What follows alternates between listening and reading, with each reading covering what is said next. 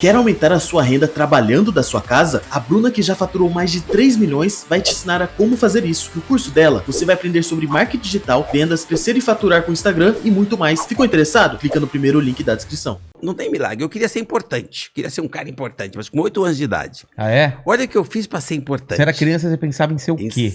Ser importante. É? A minha mãe... O que era ser importante pra você? Era... Alguém que cuida, que todo mundo fica em volta e se reverencia, tipo assim, acha você admirável. Ah, entendi. Eu via essa imagem na minha mãe. Minha mãe era essa é? empreendedora. Ela não sabia ler nem escrever, mas ela pegava resto de feira e dividia com os vizinhos. Ela já cuidava dos vizinhos. Eu achava que aquilo era um poder enorme. Toda a favela se reverenciava a minha mãe. Minha mãe cuidava de todos.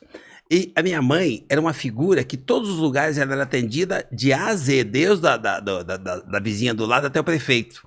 O carisma, aquela pessoa poderosa. E eu queria ser poderoso como a minha mãe. Era um exemplo. Ela me fortalecia, conseguia cuidar e conduzir 8 filhos. Caramba. Morando numa favela. E eu queria ter aquele poder que a minha mãe tinha. Quando a minha mãe faleceu, eu tinha 7 anos e meio. E eu falei, como é que eu vou fazer agora para poder deixar o legado que a minha mãe deixou? Porque para mim, minha mãe é imortal. Porque para mim, morre só quem é esquecido. Como a minha mãe não foi esquecida, para mim ela é permanente. É imortal. Mas na época, como foi isso para você? Com 7 anos e meio? Olha, a minha mãe me ensinou uma coisa muito forte, Vilela.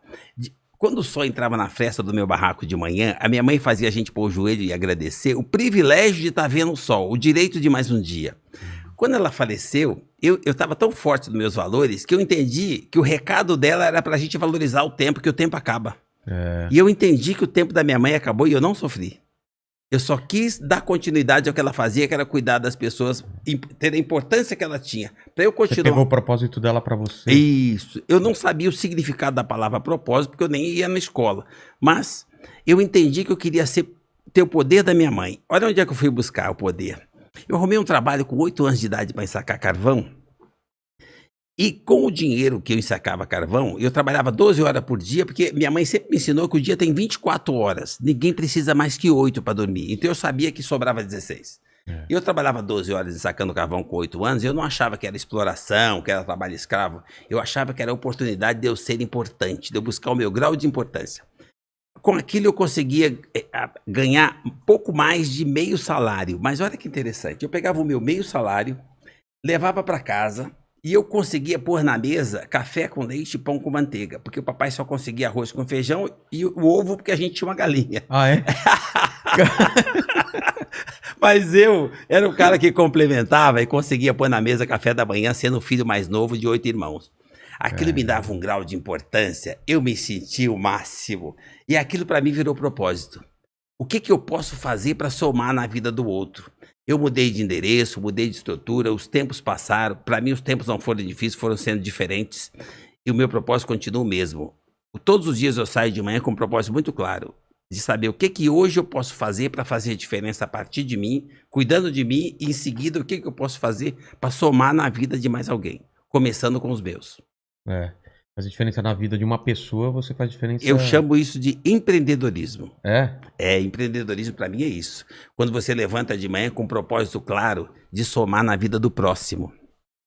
Todos nós temos capacidade de empreender, capacidade de fazer em benefício do outro. E as pessoas têm dificuldade. Ah, mas você passou tempos difíceis. Não, os tempos não foram difíceis, foram diferentes. Eu fui feliz a vida inteira. É o propósito, o ponto de vista, como é que você está olhando as coisas? No meu ponto de vista, que eu tenho muita fé, Deus não sacaneia ninguém. São fases que você vai passando e vai adquirindo anticorpos. Meus filhos são tudo frágeis e eu tenho anticorpos. Então, assim, eu sou privilegiado. Então, assim, você já nasce da condição para ser forte, para ser resiliente. Quando você nasce nessa condição, você nasce com mais possibilidade de ir para a próxima fase e de ser resiliente para cada fase que aparece. Porque a natureza é perfeita. Ela te cria naquela situação, você faz as melhores escolhas, porque eu morava na favela você pode fazer escolhas. É só você copiar. Escolhe aquilo que o outro escolheu e está dando certo. Porque quando você erra na escolha, começa a dar errado muito cedo. Quando você percebe que tem pessoas que fizeram escolhas diferentes que deu certo, copia. Eu copiei os meninos que carregavam marmita, porque os outros meninos que carregavam outro tipo de coisa duravam menos. Você já viu que Que podia ter problema se você entrasse. Tinha duas escolhas, você escolheu Por que eu escolheria uma coisa que eu tô vendo que tá acabando rápido? que dá mais dinheiro, mas que acaba rápido. Eu não sou mais honesto ou mais inteligente, eu só fiz uma escolha melhor. É. Eu só copiei aquilo que dava certo. Então, eu acho que todos nós podemos fazer isso. Ver o que tá dando certo, copia. É simples assim. Empreendedorismo, para mim, é comportamento, jeito de pensar, atitude e assumir responsabilidade como aquele problema é seu. Existe problema? Existe. De quem que é o problema seu? Então você começou a empreender. Entendi. Tem mais presente ou não? Tem mais presente. Vamos lá. Vamos lá. Olha que interessante.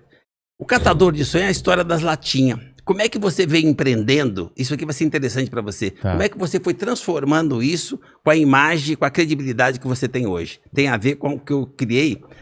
E eu vou te dar um presente inútil que saiu daqui, que é o tamanho da lata. Eu tinha latinhas pequenininhas, né? E o tempo foi passando e foi se transformando em outras coisas. Trabalho, empreender no CNPJ do outro, vender limão, fiz de tudo um pouco. E hoje nós temos a maior empresa de reciclagem automotiva da América Latina. Nós desmontamos um ônibus e um caminhão a cada 3 horas. Caramba. Numa escala industrial, com mais de 150 colaboradores. É uma referência no mercado de reciclagem automotiva, é o que tem de inovação, já é uma empresa trabalhando para ter ESG. O que mudou de eu catar latinha e ter uma empresa que recicla em série ônibus e caminhão? Eu costumo dizer para você que mudou o tamanho da lata. É a mesma, é o mesmo trabalho. É o mesmo trabalho, a mesma dedicação, é o mesmo mesmo pensamento? mesmo carinho, a mesma disciplina e o mesmo pensamento e o mesmo propósito de querer fazer diferença, gerar oportunidade e somar na vida dos outros. Ah, tá. E esse presente é uma latinha. O que é? Vamos ver. Não, esse presente você vai achar... Olha, é grande esse presente. Esse é inútil? É inútil, Pesado. mas tem uma história fantástica. Entre catar latinha e fazer outras coisas, eu tinha um trabalho que eu ganhei muito dinheiro. Olha. É um volante de caminhão. É de caminhão? Agora falta só o caminhão, Rodrigo, ó. Por isso inútil sozinho. Caramba, olha como é pesado o negócio. Ó. Ai, que interessante, com todos os códigos, É. com os códigos de barra, com origem, Detran, tudo certinho. Você vai Caramba, poder expor enorme. de boa. Daqui no cenário, cara. Olha só que legal. Não vai saber de caminhão que é, né? Não tem a marca aqui, né? É de um Mercedes-Benz. Mercedes, olha só, cara. Mas olha que interessante. Mas eu quero saber essa trajetória aí. Você tava vendendo marmita e aí? O volante é o que eu vinha guardando e fiz questão de trazer de presente para você. É dos primeiros caminhões desmontados. Ah, é? Quando eu comecei a desmontar caminhão em 87. Pô, então tem uma importância Tem uma sentimental, história. É então. um caminhão, é um volante de caminhão.